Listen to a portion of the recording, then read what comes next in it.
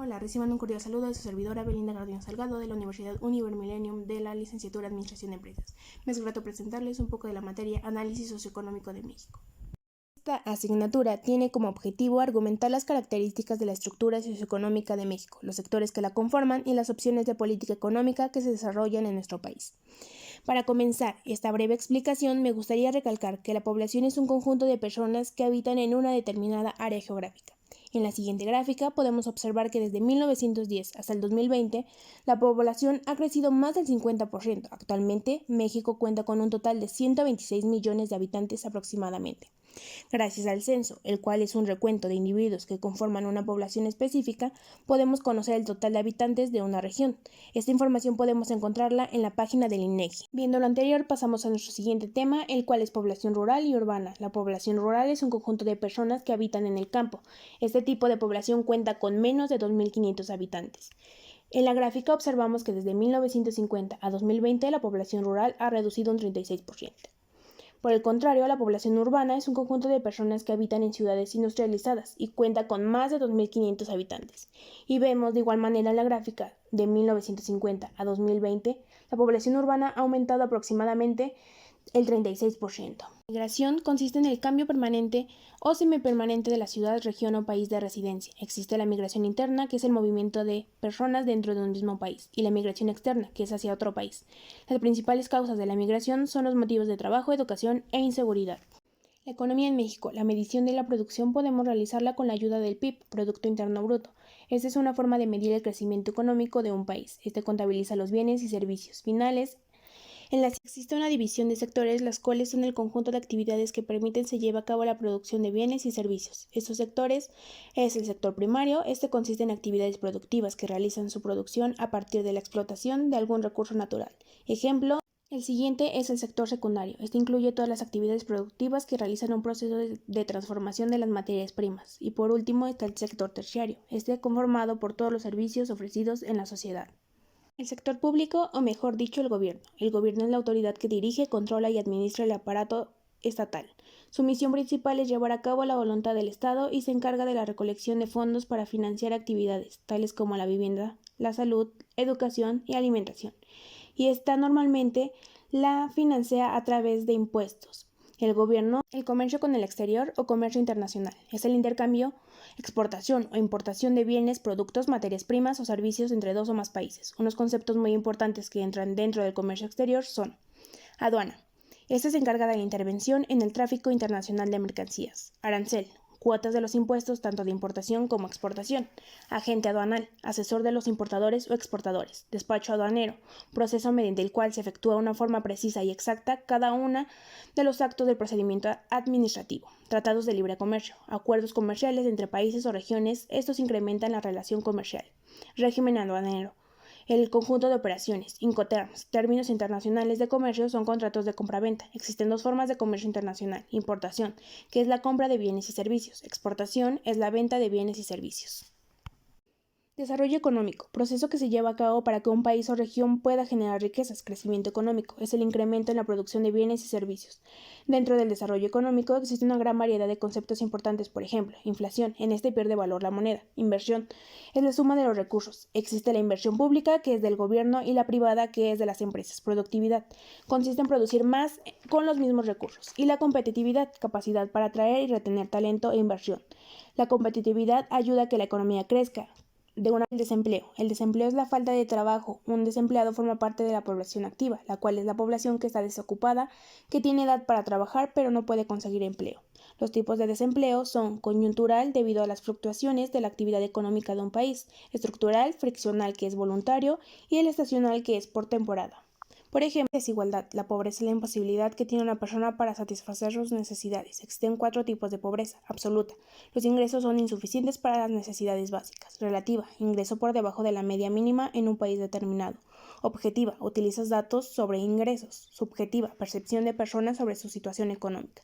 La desigualdad consiste en el trato diferenciado entre un individuo o un grupo respecto a otro. Existen muchos tipos de desigualdad, por ejemplo, desigualdad social, económica, de género, étnica, educativa, religiosa.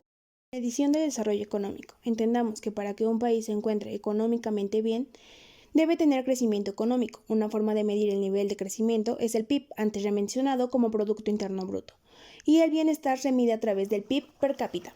El PIB per cápita nos indica cuánto dinero tiene la gente en promedio y modelos del desarrollo económico. Edad primitiva. Este fue el primer modelo del que se tiene registro. En este surge el dinero y el pago es con sal. El pago con sal se debía a que la sal le daba sabor a la comida. Esclavismo. El esclavo daba su vida por abrigo y sustento. Feudalismo. En este modelo los siervos y vasallos trabajaban para la protección del feudal. Mercantilismo. Se maximizó el poder del Estado. Capitalismo. En este el Estado no interviene. Comunismo. El Estado decide qué se produce, cómo se produce y para quién se produce. Mixto. Surge después de la Segunda Guerra Mundial y en este se combina el sector público y el privado. Gobierno y política económica. Planeación y política económica de México. La planificación es el proceso que consiste en adoptar decisiones y busca la organización de los esfuerzos. Plan Nacional de Desarrollo de México 2019-2024. También conocido como PND. Para este plan se derivaron 4 objetivos que se pretende sean atendidos. 1. Conservar y fortalecer las instituciones democráticas. 2. Vencer la crisis. 3. Recuperar la capacidad de crecimiento. 4. Iniciar los cambios cualitativos que requiere el país en sus estructuras económicas, políticas y sociales. La política económica controla la economía del país y tiene objetivos a corto y largo plazo. Los objetivos a corto plazo son el pleno empleo, estabilidad de precios y mejora de balanza. Los objetivos a largo plazo son la expansión de la producción, mejora de la distribución, la renta y la riqueza. Política fiscal. Esta se basa en la gestión de los recursos del Estado y su administración. Entre los tipos de la política fiscal entra la expansiva, en la cual hay decrecimiento económico, y la restrictiva. En esta el gobierno recupera el déficit. Política monetaria y cambiaria. Esta controla los factores monetarios para garantizar la estabilidad de precios y el crecimiento económico. Controla la inflación, reduce el desempleo, consigue el crecimiento económico y mejora el saldo de la balanza de pagos.